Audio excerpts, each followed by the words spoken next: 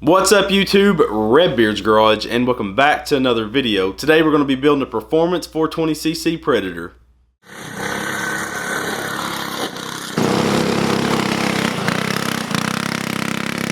Oh yeah!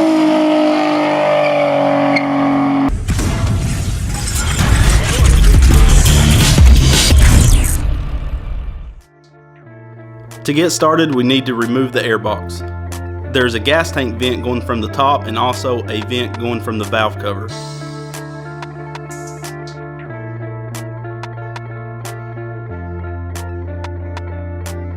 Once removed, there are two 10mm nuts on the front and one 10mm bolt under the air filter lid.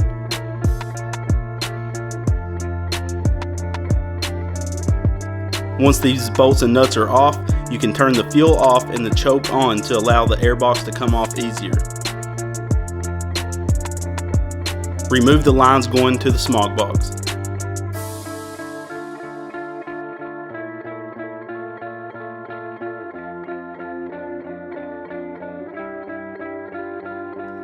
Now we can remove the carb. Take the fuel line off and unhook the throttle linkage.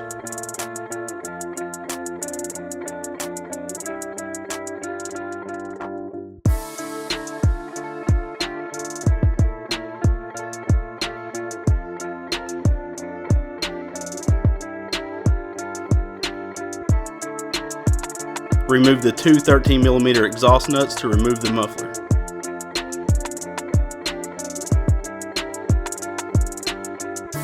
Now we can remove the Smog Box with the two 8mm bolts.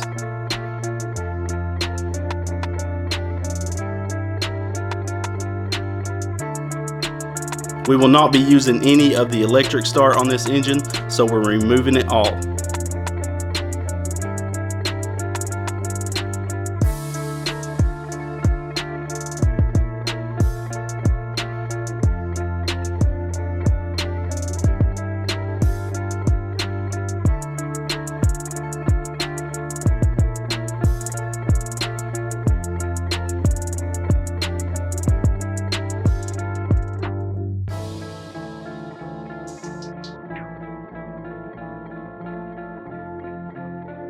The gas tank is held on by two 13mm nuts on the rear and two 10mm bolts on the front.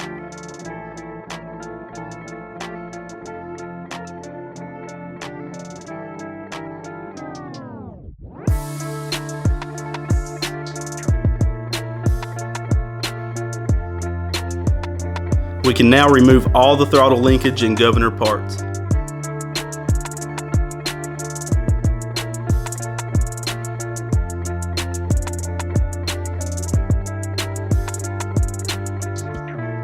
The fan shroud is held on by five 8mm bolts.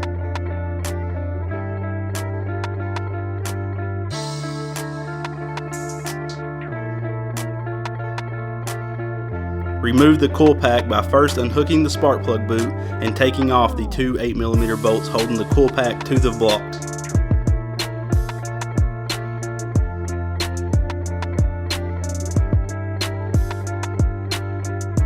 Take the flywheel nut off with a 23mm socket and remove the fan.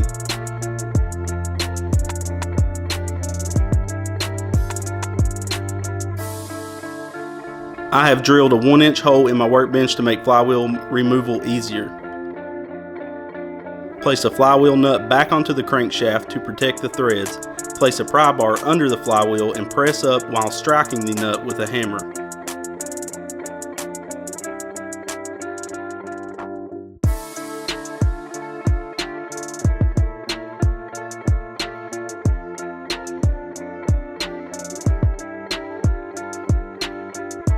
Two 8mm bolts hold the charging coils to the block. Remove the two 10mm bolts holding the starter to the block. The valve cover is held on by six 8mm bolts.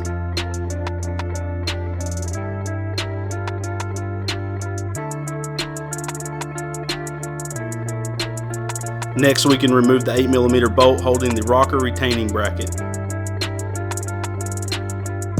Now you can slide the rocker pins out and remove the rockers.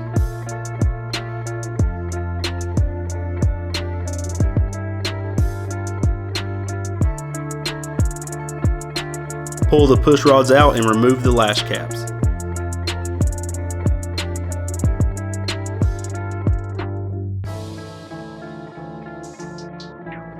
We can now remove the two existing 8mm bolts holding the throttle and fan duct to the head.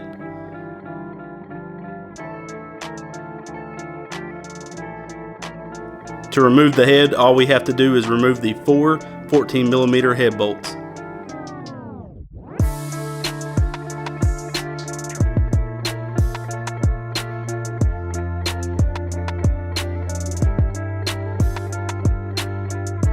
Seven 10mm bolts hold the side cover onto the block.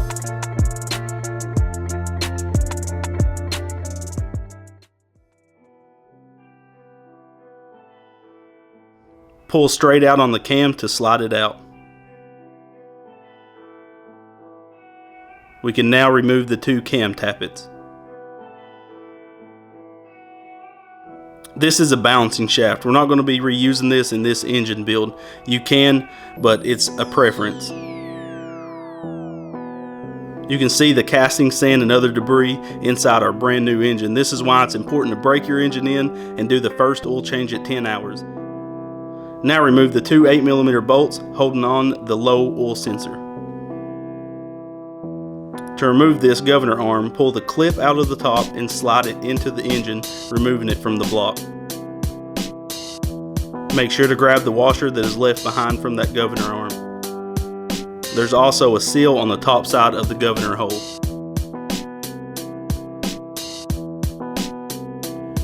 Two 10mm bolts hold the rod cap in place.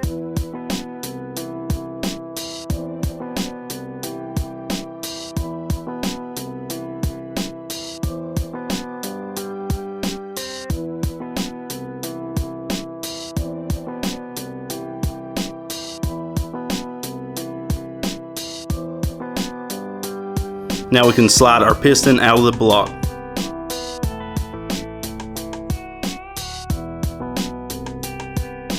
The crankshaft can now be removed.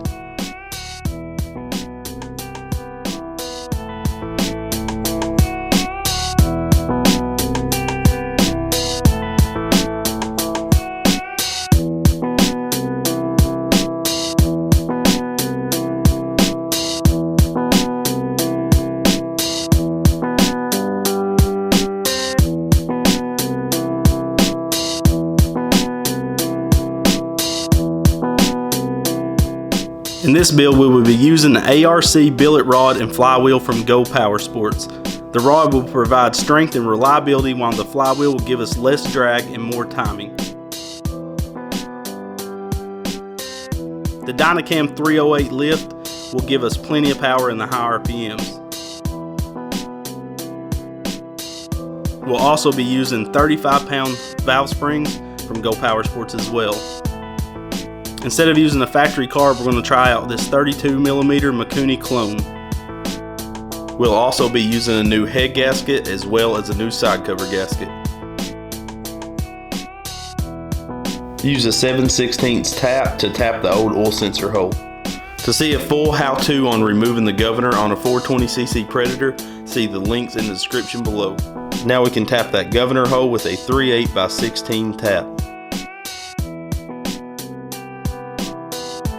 I always use reg Loctite on my bolts to block the governor hole as well as the oil sensor hole.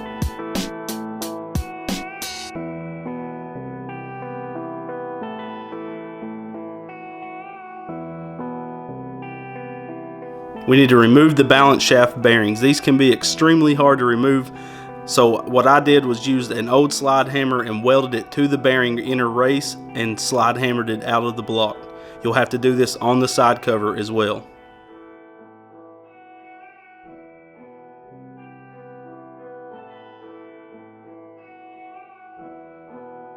To prep our new rod, we need to place it in a vise and make sure it's protected with a good layer between the rod and the vise jaws.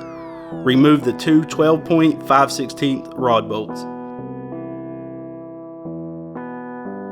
Oil the rod and insert the bearings. Line up the notch and snap it into place.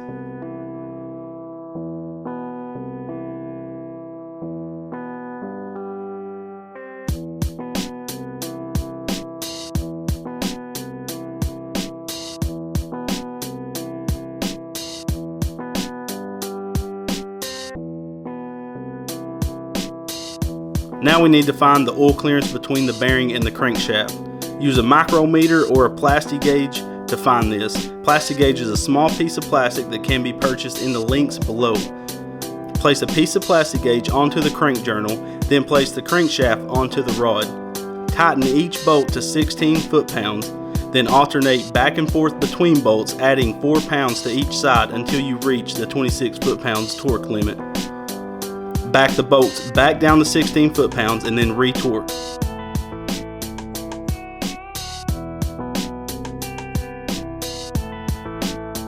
You can now remove the rod cap bolts. Check the plastic gauge with the included chart. You're shooting for 3/1000ths of an inch, but should have no less than 2/1000ths of an inch or no greater than 4/1000ths of an inch. It is also good practice for the first few oil changes to recheck the torque of the rod bolts.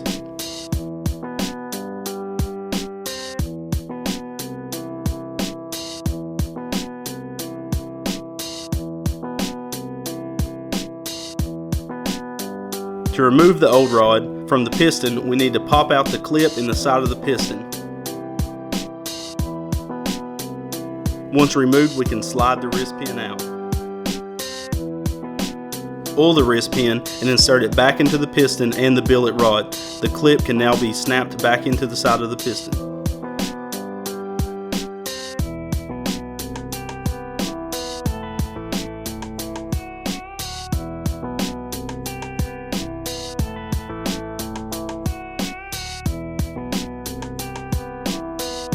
Make sure to oil your ring compressor and also space the gaps between the rings 120 degrees apart. Tighten the ring compressor as tight as you can get it while leaving the piston skirts exposed.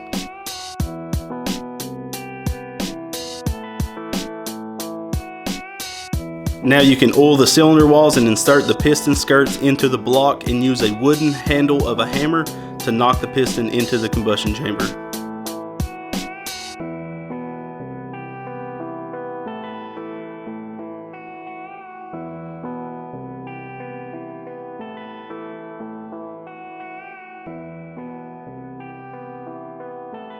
Now you can place the rod cap back onto the rod and repeat the torque process used earlier.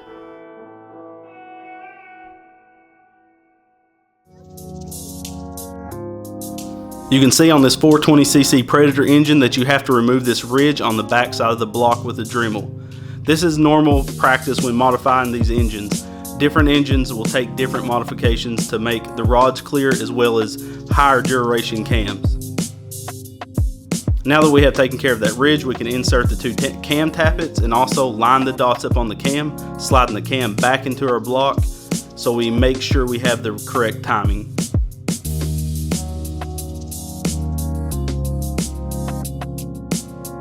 I cut up an old side cover to be able to check all my clearances. This is a good way to ensure that the rod is clearing the cam and the block.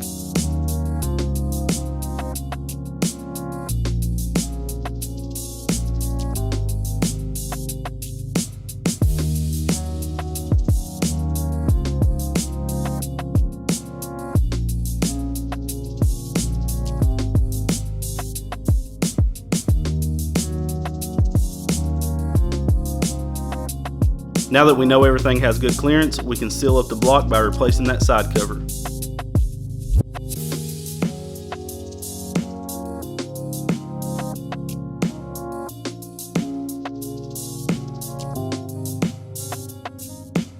We need to remove the flywheel key so we can lap our flywheel.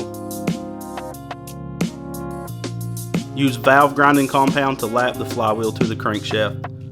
Grinding compound is basically liquid sandpaper. Place some onto the crank and place the flywheel back onto the crankshaft. Twist the flywheel back and forth to create a perfect bond. Make sure to clean all the valve grinding compound off of the crank as well as the flywheel using a rag, Q-tips, and some brake cleaner.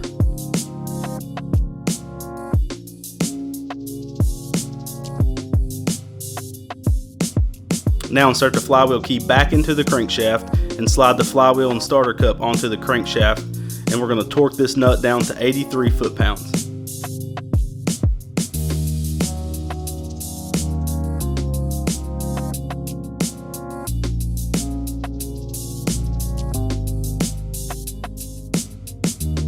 Installing 35-pound valve springs or higher can be a challenge without the proper tools. I have included in the description below a great affordable valve spring compressor. Use this tool to compress the springs and allow you to remove the keepers.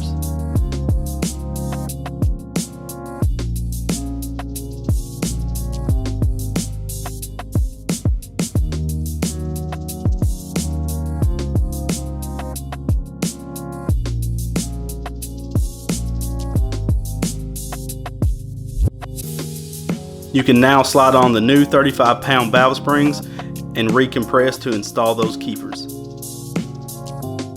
These can be hard to get back into place. Just keep trying and you should be able to snap them back down in there.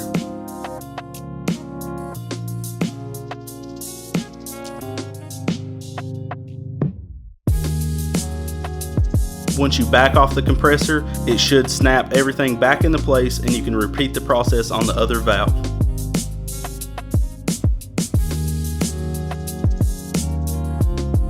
We need to clean up the old head gasket and install a new one.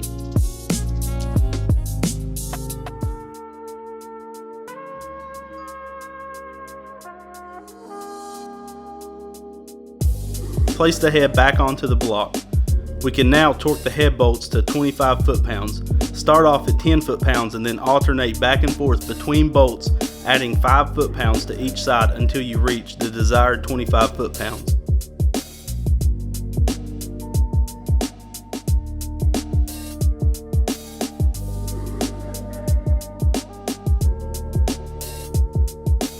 Slide the push rods back into place and install the lash caps. Insert the rocker arms and pins back into the head.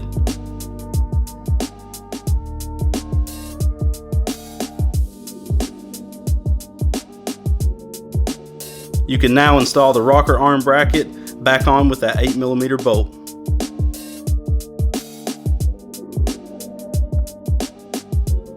We can now set our valve lash.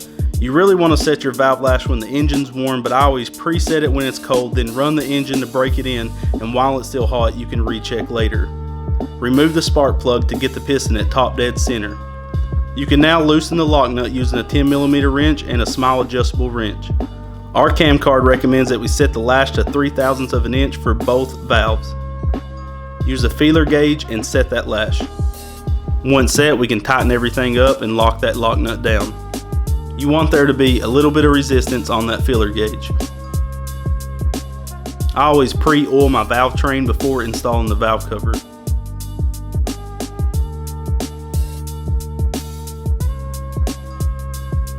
On all my engine builds I use Performance Engineering Parts billet bolt covers. You can find links in the description below as well as a discount code to save 15% off your order. I think this gives every engine a little bit extra look so people know that you took your time and had attention to detail.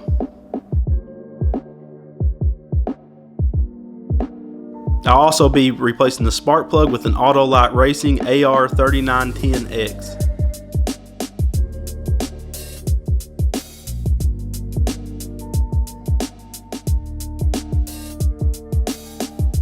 Place the coil pack back onto the block and set the gap to 30/1000 of an inch. Once set, tighten down the coil with the two 8mm bolts.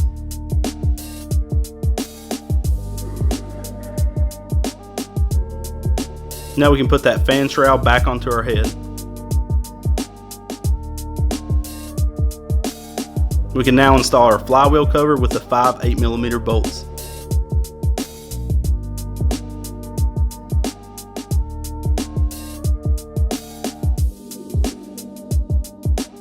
I'll be running the 32mm Mikuni style carb, so I'm going to need to remove these carb studs from the block.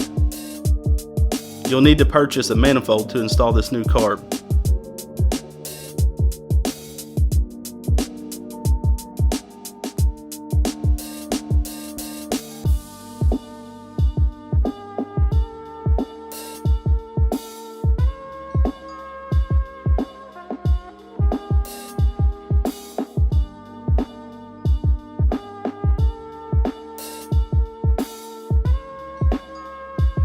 When breaking in my engines, I use Napa brand 10W30 with Lucas ZDDP oil additive. The ZDDP additive will help properly break in my bearings and new parts.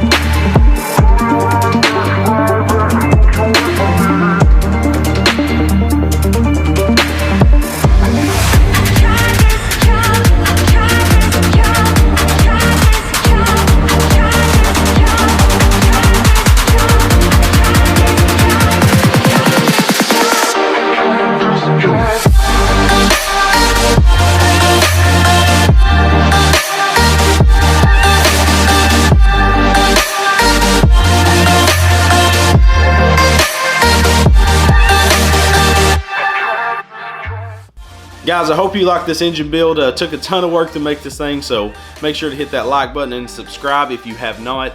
And also make sure to go check out our new Gooseit shirts. They're on pre-sale right now. Go grab you one of those. If you want to help support us even more, check out us on Patreon. Those links to all the parts and tools used in this video are in the description below, as always, guys. And hope you like this build. I hope it helps you out with your go-kart build. Stay tuned on the channel to see this thing performing on the street go-kart. Hopefully we can redeem that pile of junk. Thank you guys for watching. I'll see you on the next one. Redbeard's Garage is powered by GoPowersports.com. GoPowersports has a huge amount of awesome go-kart and mini bike parts, and when making your purchase, use the Redbeard discount code in the upper right hand corner of your shopping cart to grab yourself a sweet deal.